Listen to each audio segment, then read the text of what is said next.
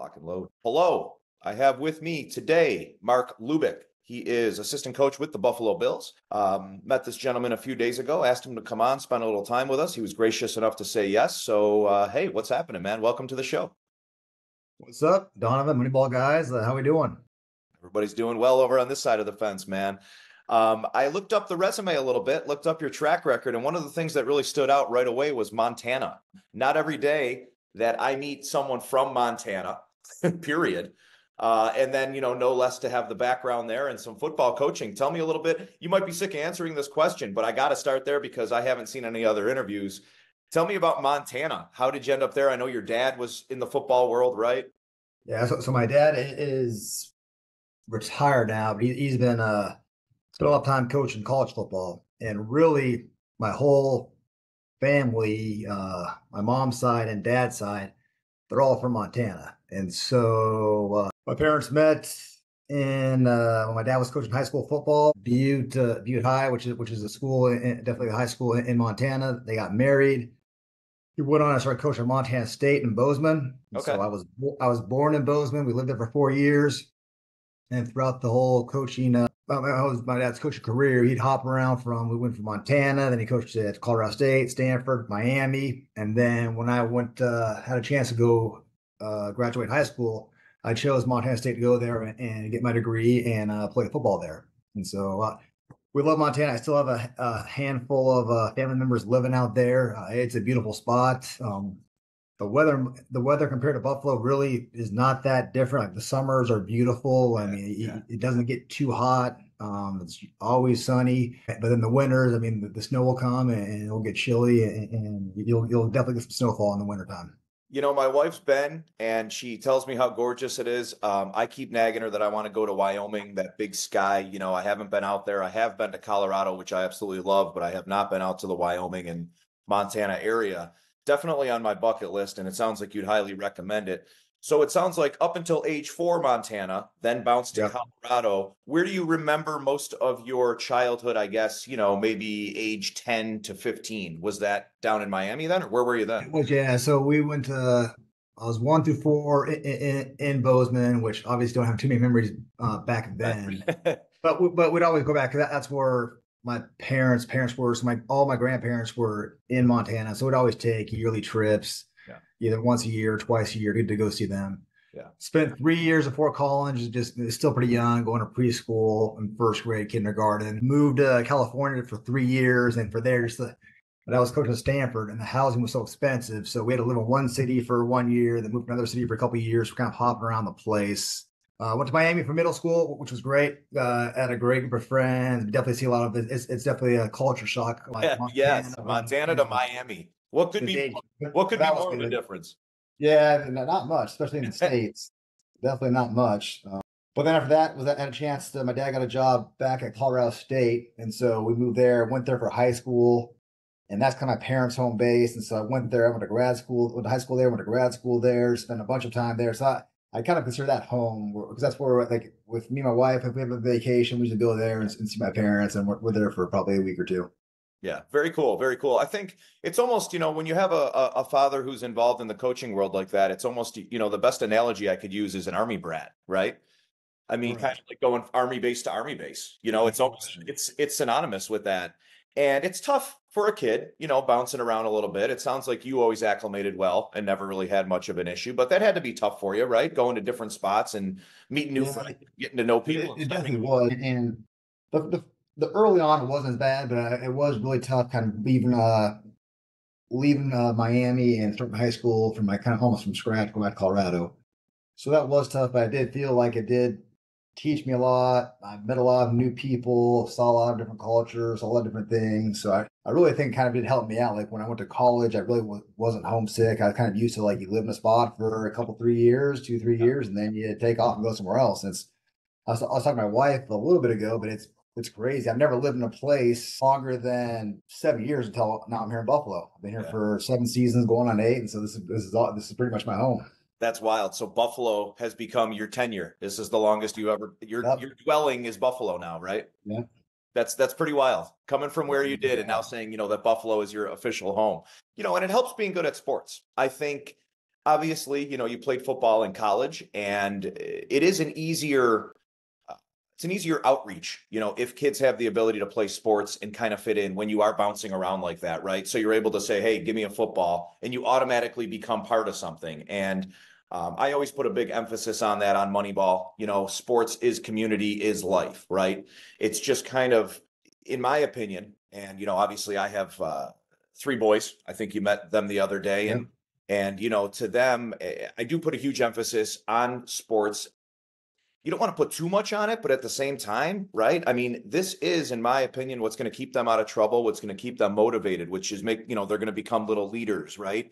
And if you see something even a little special in them, doesn't mean they're going to go play pro anywhere. I just want them to keep that track. And it is easier then to blend in and socially acclimated, right? When you can play sports. Would you agree with that?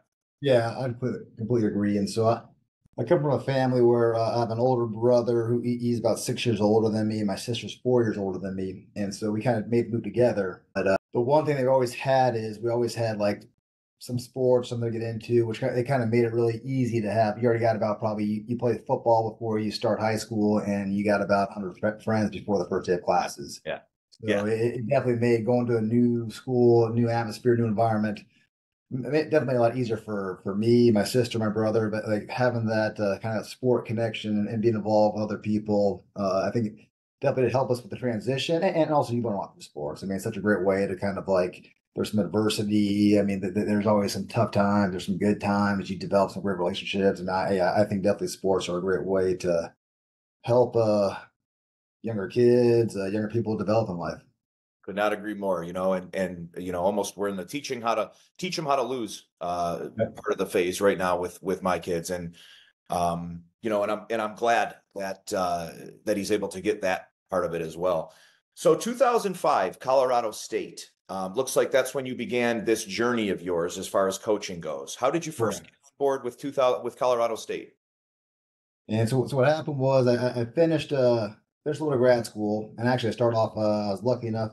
I got on as a scouting assistant for the St. Louis Rams, Okay. and so I was there just my first job out of college. Was there So this for was prior to Colorado State? prior to that. Yep. Okay, So I was okay. doing scouting, and so I knew I wanted to do something involved in either in football and definitely sports. And so I was looking at doing scouting. The one nice thing is the GM at the time, the Charlie Army was the GM. The head coach for the St. Louis Rams was Mike Marks, and that's right when they're kind of doing the greatest show on turf. Yep. And they were awesome. They said, "Well, if you want to do some coaching stuff, you can be with us in the morning and afternoon, and then spend some time in scouting and Oh kind of yes, work. I do.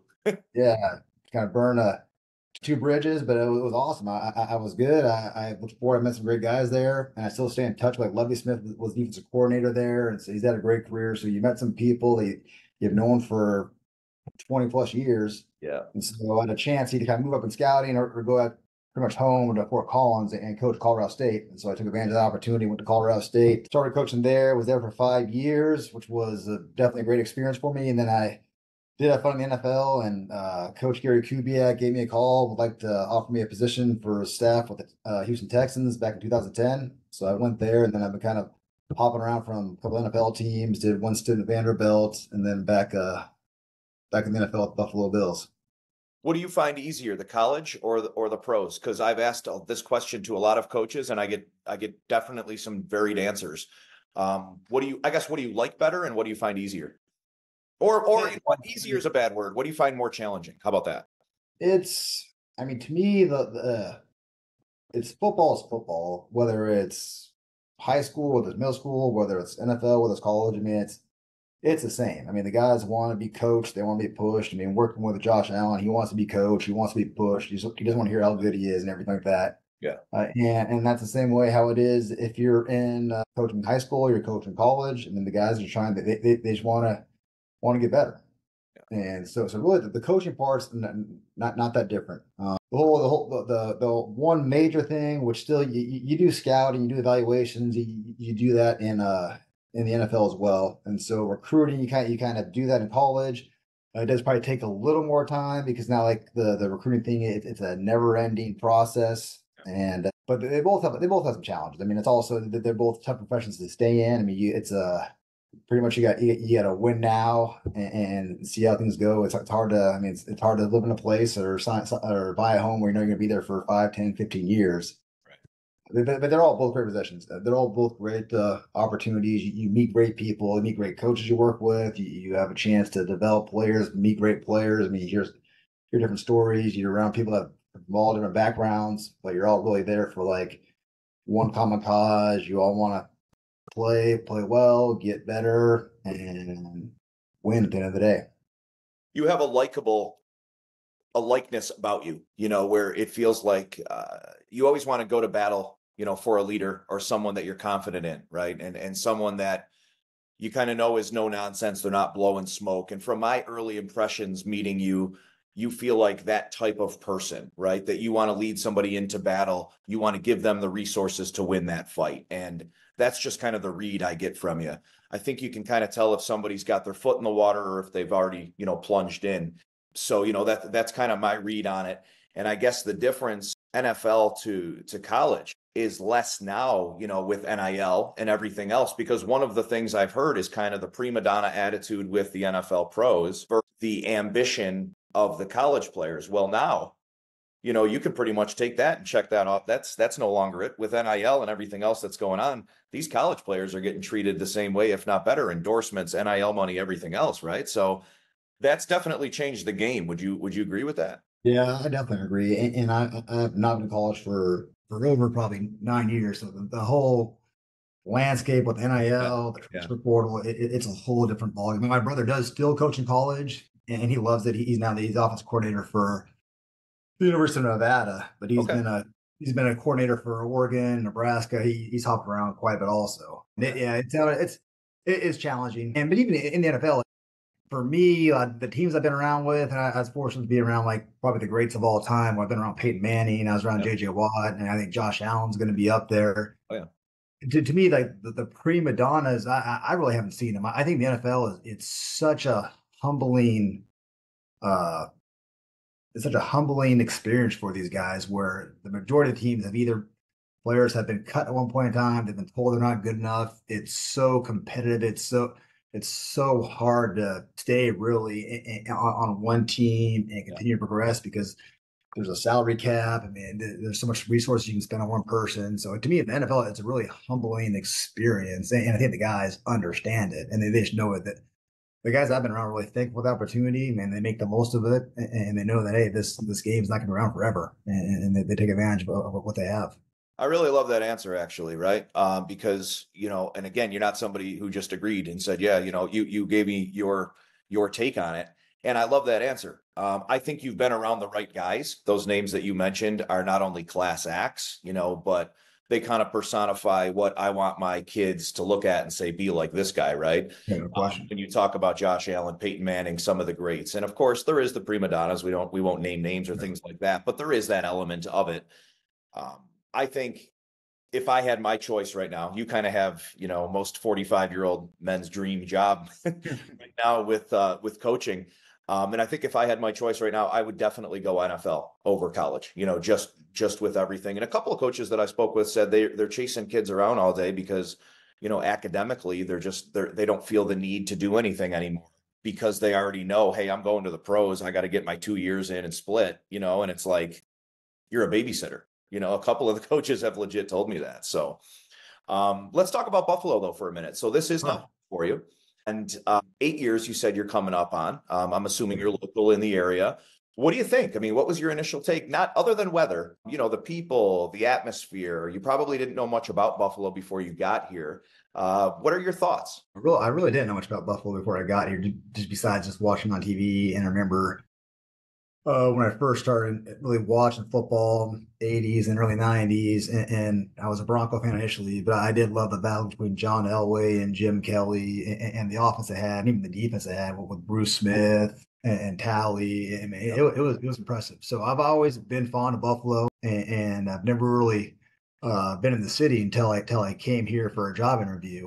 But it's been great. I mean, the people have been amazing. I mean, they're very friendly. It's a blue collar, hardworking town. I mean, our neighbors when the snow does come, I mean, they're definitely they'll help us out if we need help shoveling. My wife, we got two kids. I'm on the way, and so when she was pregnant, I had trouble doing things, and I was off working. They were very helpful. Brought some meals over. I mean, so I mean, the community blows my mind is just how generous they are.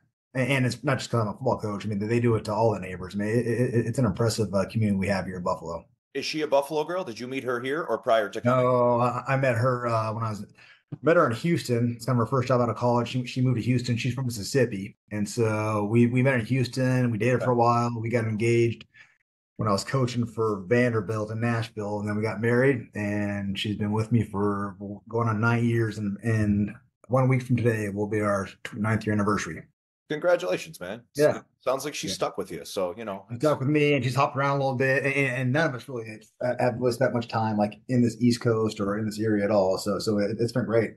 so she's almost been in Buffalo the whole time. I mean, you said 9 years. So if I'm doing my math, Yeah. right, that's every year Yeah. but one she's been in Buffalo with you. Yeah. Let's talk about the team. And, I don't want to put a negative spin on things at all. I think it's tough right now in Buffalo with the expectations.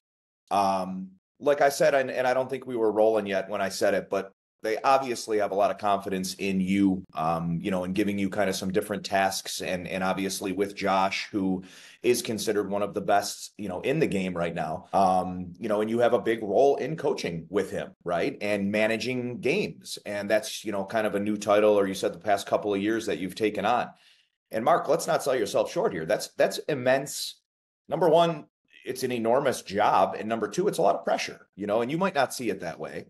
But the whole philosophy of kind of here today, gone tomorrow, that does exist in this league. It's pro football. And the expectations right now with Buffalo are just through the roof, man. I mean, anything other than winning the Super Bowl at this point, you can talk to Josh's dad, to the sideline reporters, right? It's like, let's get this done.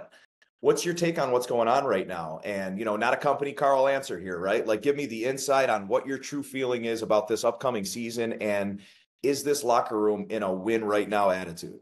I think if you go to every team, like their goal is to win the Super Bowl. Every player out there of all 32 teams, I mean, definitely the expectations are high here in Buffalo. And the one thing that I feel confident in, I think we do have the pieces in place to do that. I mean, Yeah. we got a great quarterback.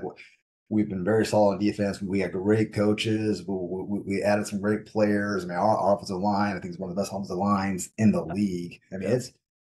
it's a competitive league. It's every game. It's hard to win. It's hard to win week in and week out in the NFL. It's tough. And but I do think with the talent we have, with the coaching staff we have, I think we have a very good chance to be one of the dominant teams next year in the NFL. Lot of changes this year in the offseason, not only with the Bills, most I think I've ever seen in the National Football League. I mean, fantasy aside, right? For any of us who play fantasy football, just looking at trying to upkeep who's on what team and things like that. I mean, I didn't even, I looked and I said, I'm sorry, Russell Wilson's on what team? It was crazy this year, offseason, with caps and moves and trades. We lost a few pieces, but obviously excitement with who we have coming in. Have you had a chance to meet Keon yet? And what's your read? Oh yeah, I met Keon, and great person. I think he has a chance to be a really, really good player in this league. I mean, he's a great personality. He's sharp. He wants to work hard. He's very talented, and he has some size, and he can do some things that we haven't had here for a little bit. So yeah, I think I mean the NFL, it's tough. You can't keep everybody because the salary cap does that. It's always hard to see good players go other places, and I hope the best for them. But I do think for what we have here, I mean, I think we're gonna be tough to beat in every game we play. Not to mention the dude's hilarious with any of his No, pressers every time. he is He's a piece just of work. Yeah. Even my wife loves checking out his press conferences. I mean, it is great entertainment. it's the pressers are fantastic, man. You can't beat them. There's him and a couple of the new guys that just have, that could be side jobs as comedians, man. And it's great to have that though in the locker room, right? And he's got to be an icebreaker. And I think he's gonna get along wonderfully with Josh, just based on their personalities, right? It's gonna be cool. I think it's gonna be a really fun season. I'm looking forward to it. I'm looking forward to everything that the coaches bring to the table. I love who we have right now. I love who McDermott's choosing to continue to go with, and the relationships that he's building. Let's go with a couple of fun questions here, right? I won't grill you too much on the Bills. You could talk about the Bills all day, but that's kind of boring. Chicken wings, They're a big part of Buffalo, right? They're the staple here. I will definitely give a shout out to Elmo's, one of my sponsors, and definitely the best wings in Buffalo. What's your And take? I think you're right with Elmo's, and I've not Boom, had them, boom. but my wife has, and it's yeah. She says by far they're the best. She loves Elmo's. You have not had the Elmos? I have not. We live right by the stadium, and it's like we got to pass like 20 wing places just to get to Elmo's, and I'm with you. And that's probably the one thing about being in Buffalo. You're so spoiled. I mean, there's like 20 wing places that I've been to that are by far better than any place of wings I've ever had in my entire life. So Listen, that's fair. That's fair. yeah. So it's a little quicker. I can go next door to the big tree Inn and get 12 wings They're and have them phenomenal. in front of me in 20 minutes instead of driving to Elmo's for her. But yeah, but she loves and she says like Elmo's are hands down her favorite. So Khalil Mack kind of put Elmo's on the map. He wouldn't stop talking about their wings, and then it kind of grew from there. But I'll be honest, there's still a lot of people around here who don't know much about Elmo's. I think because it's Which one did you go with there at Elmo's? double dipped Cajun, double dipped Cajun. Yeah, you're gonna get a little taste of those sooner than you think. Trust me. Okay. Dipped Cajun are definitely where it's at there. And as much as Mac put those, made those famous, you had Reuben Brown, who made the Big Tree Inn wings. Yeah. He was, I mean, it's right next door. It's right next door to our stadium. I mean, it's awesome. This is very convenient. We live pretty close, and yeah, I mean, their wings are tough to beat. that place in the 90s. I know, you weren't here in the Super Bowl era, 91, through all the way up to like 2002. Big Tree Inn was like, you couldn't go near the place on game day, forget it, and then even afterwards, I know it's still a popular place, but back when it was those boys you were talking about, Tally and Cornelius Bennett, they lived there. Those guys lived at the Big Tree Inn, and it's a small place. Yeah, no question. They lived there, and everybody knew they'd go there after the game. So man, it was like a waiting line. You'd see a line across the street to get into Big Tree Inn. But that's awesome, man. So listen, thanks for catching up with me a little bit and taking some time today. I know you're a busy man. When does training camp start? When does everything get rolling? We started our vacation this past week, and we're back in the office. I want to say around July 21st, 22nd, around there, that first Monday, and then we get rolling pretty quickly after that. And then it's full steam ahead. Then it's football, right? Then the wife doesn't see you for a little while, and you are expecting another child soon, I believe, right? We are expecting one. We have two kids right now, and we've been fortunate. Both their birthdays have been at the end of June, and so yeah, wife's expecting. We're hoping that she can have this next baby on our bye week after we play the Chiefs. Fingers crossed on the bye week. Yep, no I love it, man. Well, congratulations. You have an absolutely beautiful family. Like I said, thanks for taking the time. Best of luck on the season. We'll talk real soon, okay? All right. Thanks, Tom. Appreciate it. All right, Mark, take care. See you.